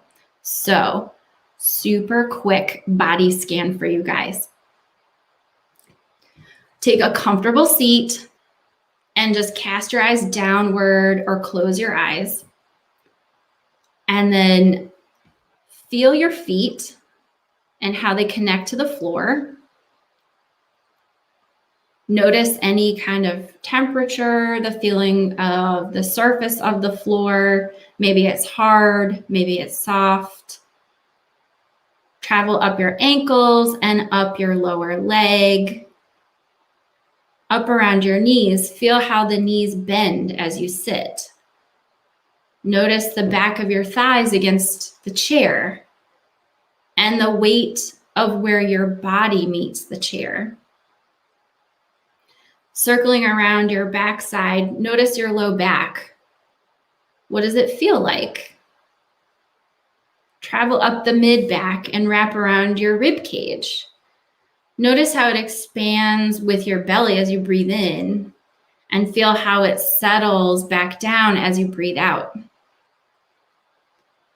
Traveling up your hands, noticing where they rest. Maybe there's a temperature, a buzzing, a tingling, some kind of sensation that you notice. Moving up your arms and your shoulders, how they hang from your body. Do they roll forward or back? Do they lift up or settle down? And up your neck, check in with your face. What shape is your mouth? Feel how air moves in and out of your nostrils as you breathe. Are you holding tension in your forehead? Feel how the crown of your head lifts you up to sit tall. And then just take one nice inhale through the nose and then let it all go out through your mouth. And then you can open your eyes. And you can keep that. That's what I have to share with you today. So you can keep that lunge stretch. You can keep this idea of how you talk to your body. And if you ever need to practice it, just do the arm exercise. Talk to your arm in a nice way. And you can keep that just little body scan. I mean, we spent, I think it was 90 seconds doing that body scan. Keep all of that in your metaphorical back pocket. Those are tools for you to be able to relieve some of that stress feeling and bring your body back down to a place where you can make, more emotionally regulated decisions and have the conversations and do the things that you need to do in a productive way. Awesome. Thank you so much, Jennifer. You're That was welcome. great. And it's funny because Jennifer and Leanne did not really know exactly what the other person was talking or going to speak on. Yeah. And so I just think it's so funny how they're so interconnected. Yeah. Like the way Leanne did the exercise with the hands, like talking to the hands, and then you're doing the one talking to the arms. But it's so true. And I've seen so many trainers do those similar exercises with people, right? And it works because we don't realize how those words affect that subconscious mind. We really don't think about it. And the reason, you guys, that I brought Jennifer and Leanne on today, and by the way, if you look at the bottom of the screen, I have a running banner going. So Jennifer has a couple programs that you can do with her. And are they both virtually? I know the one that I got, the 21-day is. Yeah. Are they both virtually? Okay, awesome. So she has some packages to do these stretches in her Pilates. So definitely check that out. The website's running through the banner, and I'm going to leave that up so you can catch it. But now, where was I going with this? Oh my gosh, I should have just finished my thought. It's just about how you've seen trainers do exercise. Yeah. Yeah. No, but it's so important. And I think I was going somewhere else with it, but I can't remember anymore. Oh, yeah, okay. The reason that I brought you guys on is because when people talk about emotional intelligence or understanding their emotions, they typically just think about thoughts and everything up here and totally forget that it manifests here and everywhere else around us and impacts other people. And that is why I asked Leanne and Jennifer to come on, because there is that mind-body connection. And I don't talk about that as much. I do kind of hit on it just a tiny bit in the book, but I wanted to expand on that. And that's why I wanted them to be a part of this book launch. So thank you. Thanks so for having very much. Let's see, I have some, I want to make sure I show these. So if anybody has anything for Jennifer, wants to share some love for her in the comments, please feel free to do so. And I am super excited. And also check her out, because Jennifer was a guest again on the Living and Leading with Emotional Intelligence podcast. So you can see the interview with Jennifer there. And then Jennifer, you also have your own videos that you post. So look her up on Facebook as well. Just type her name in Facebook and you can see some of the videos she does. What is your Instagram, by the way? Yeah, it's just my first and last name. Put that on here. Yeah. There you go. So she's on Instagram too. And she goes live and does some talks. And again, that's how we kind of met and connected with each other. But my pleasure. I want to thank you again, because she moved her schedule around to be able to do this for you guys today. And so I want to thank your client, who is also willing to be flexible, because I greatly appreciate this, and I hope a lot of people got some things out of it. So good. Well, thanks so much for having me. All right. Well, thank you all. Yes, thank you. All right, Jennifer, bye. take care. Bye. All right, so I'm gonna leave her banner running. So you should still be able to see that. Put some more stuff up. So this is more left for Jennifer.